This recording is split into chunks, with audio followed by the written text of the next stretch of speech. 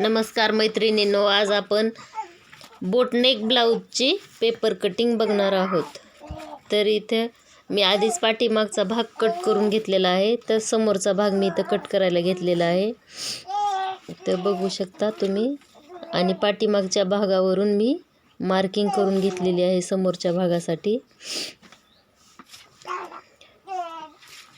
7.5 इंचावरती मी shoulder घेतलेला आहे आणि मोंडा पण 7.5 इंच घेतलेला आहे, आणि पाऊण इंच आपल्याला आतमध्ये घेऊन 1 इंचावरती मोंड्याचा आकार द्यायचा आहे। आणि गळा पण 3.5 इंच गळा रुंदी घेतलेली आहे, पण हे मला खूप कमी वाटते। मला एकदम डोळ्यासारखा आकार द्यायचा आहे गळ्याचा बोटनेकचा, त्याच्यामुळे मी असं अजून थोडा पसरट असा घेतलेला आहे।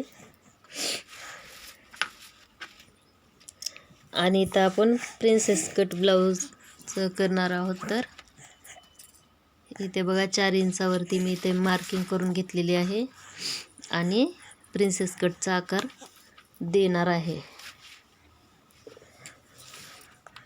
आणि आपण इथं 2.5 इंचावरती मार्किंग करून गोलाकार देऊन घ्यायचा आहे।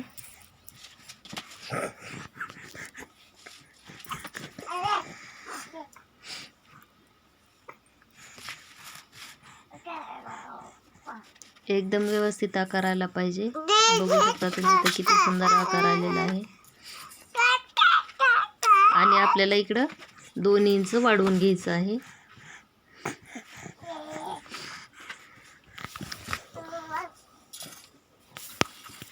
आणि हे सगळं माप आपल्याला कटिंग करून घ्यायचं आहे। अशा पद्धतीनं जर तुम्ही कटिंग करून ब्लाऊज शिवला तर खूप छान बसतो हा ब्लाऊज, एकदम परफेक्ट असा। मी अशाच पद्धतीने माझे सर्व ब्लाऊज कटिंग करत असते। तर बघू शकता आपली कटिंग तयार झालेली आहे।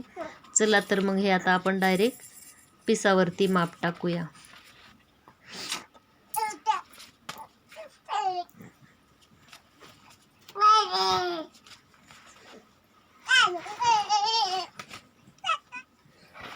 नमस्कार मैत्रिणींनो, बरेच दिवस झालं मी हा ब्लाऊज वर्क करत होते। हा माझाच ब्लाऊज आहे, संक्रांतीसाठी मी बनवलेला आहे। तर मी आता याचं तुम्हाला कटिंग दाखवणार आहे।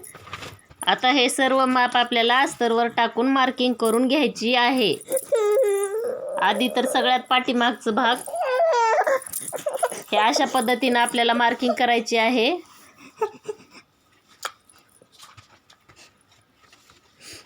गळा बिलकुल पण आपल्याला कट करायचा नाही, गळा शिवताना कटिंग करून घ्यायचा। आणि हा समोरला भाग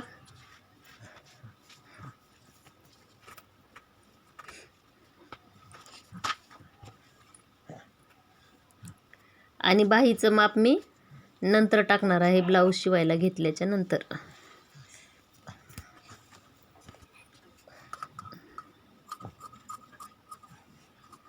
आणि हे पूर्ण कटिंग करून घ्यायचं आहे आपल्याला अस्तर।